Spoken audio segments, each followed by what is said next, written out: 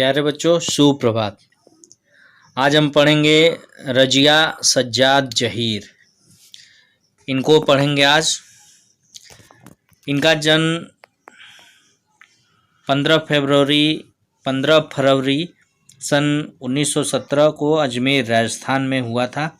इनकी प्रमुख रचनाएं जर्द गुलाब उर्दू कहानी संग्रह है। इनको जो सम्मान प्राप्त हुआ सोवियत भूमि नेहरू पुरस्कार, उर्दू अकादमी उत्तर प्रदेश, अखिल भारतीय लेखिका संघ अवार्ड। इनका निधन सन 18 दिसंबर सन 1979 में हो गया। हमारे दृढ़ संकल्प ही हमारी ताकत है, हमारा लिखना ही हमें जिंदा रखता है। रजिया सज्जाद जहीर मूलतः उर्दू की कथाकार हैं। उन्होंने बीए तक की शिक्षा घर पर रहकर ही प्राप्त की। यह बहुत बड़ी बात है कि बीए तक की पढ़ाई उन्होंने घर पर रहकर ही प्राप्त की। विवाह के बाद उन्होंने इलाहाबाद से उर्दू में एमए की परीक्षा उत्तीर्ण की। सन 1947 में वे अजमेर से लखनऊ आई और वहाँ से करामत हुसैन गर्ल्स कॉलेज में पढ़ाने लगी। सन 1965 में उनकी नियुक्ति सोवियत सूचना विभाग में हुई। आधुनिक उर्दू कथा साहित्य में उनका महत्वपूर्ण स्थान है। उन्होंने कहानी और उपन्यास दोनों लिखे हैं। उर्दू में बाल साहित्य की रचना भी की है। मौलिक सर्जन के साथ साथ उन्होंने कई अन्य भाषाओं से उर्दू में कुछ पुस्तकों के अनुवाद भी किए हैं। रजिया जी की भाषा सहज, सरल और मुहावरेदार है। उनकी कुछ कहानियाँ देवनागरी में भी लिप्यांतरित हो चुकी हैं। रजिया सज्जाद जहीर की कहानियों में सामाजिक सद्भाव, धार्मिक सहिष्णुता और आधुनिक संदर्भों में बदलते हुए पारिवारिक मूल्यों को उभारने का सफल प्रयास मिलता है। सामाजिक यथार्थ और मानवीय गुणों का सहज सामंजस्य उनकी कहानियों की विशेषता है।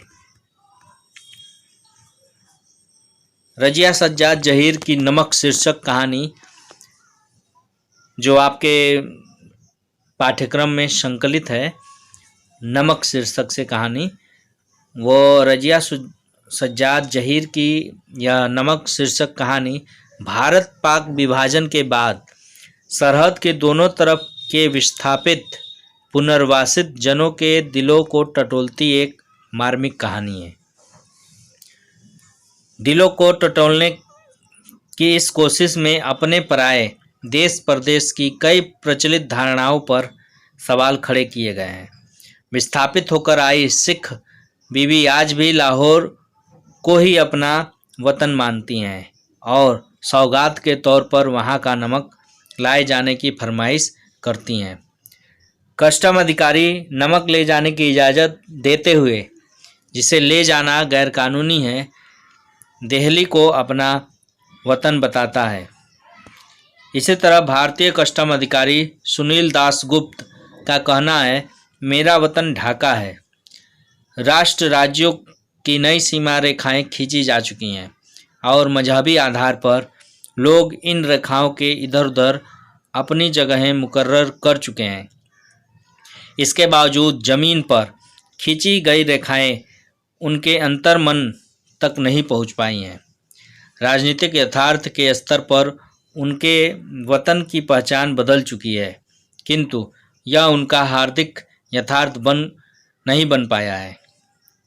एक अनचाही अप्रीतिकर बाहरी बाध्यता ने उन्हें अपने अपने जन्म स्थानों से विस्थापित तो कर दिया है।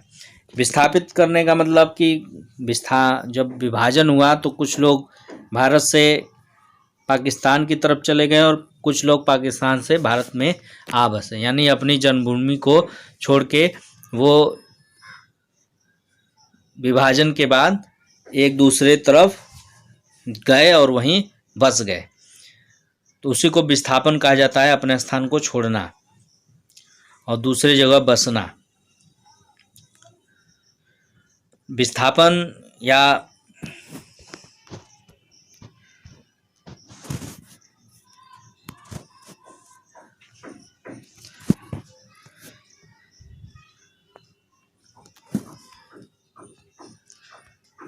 विस्थापित तो हो गए, लेकिन यह विस्थापन जो था वो अप्रीतिकर, यानी किसी को यह प्यारा नहीं लग रहा था। बंटवारा किसी कोई नहीं उतना चाह रहा था, लेकिन परिस्थितियां कुछ ऐसी थी जिसमें बंटवारा होना अनिवार्य हो गया था।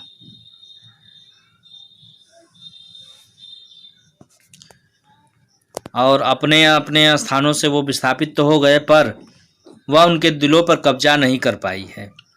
नमक जैसी छोटी सी चीज़ का सफ़र पहचान के इस हार्दिक पहलू को परत दर परत उघाड़ देता है। यह हार्दिक पहलू जब तक सरहद के आर पार जीवित है, तब तक यह उम्मीद की जा सकती है कि राजनीतिक सरहदें एक दिन बेमानी हो जाएंगी। लाहौर के कस्टम अधिकारी का यह कथन बहुत सारगर्भित है। उनको यह नमक देते वक्त मेरी तरफ से कहिएगा कि लाहौर अभी तक उनका वतन है और दिल्ली मेरा, तो बाकी सब रफ्ता रफ्ता धीरे धीरे ठीक हो जाएगा। इसे पढ़ते हुए एक सवाल हमारे मन में जरूर उठ सकता है, क्या धर्म मजहब के आधार पर नई सरहदों के आर पार फेंक दिए गए लोगों की वह पीढ़ी, जिनके दिलों में अपनी जन्मस्थली के प्रति गहरा लगाव है, कि खत्म हो जाने पर रफ्ता रफ्ता ठीक हो जाने की उम्मीद भी खत्म हो जाएगी? क्या नई पीढ़ी के आने पर भी यह उम्मीद बनी रहेगी? नई पीढ़ी के आने पर पुरानी पीढ़ी या जो लोग उस समय थे, वो उन भावनाओं को वो अनुभूति कर पाते थे, लेकिन नई पीढ़ी में लगातार जो एक दूसरे देश के प्रति नफरत की भावना बनी आ रही है, उसको देखकर हम यह नहीं कह सकते कि वह रफ्ता रफ्ता ठीक हो जाने की उसमें कोई गुंजाइश है। पाठ को हम अगले वीडियो में चर्चा करेंगे। तब तक के लिए धन्यवाद।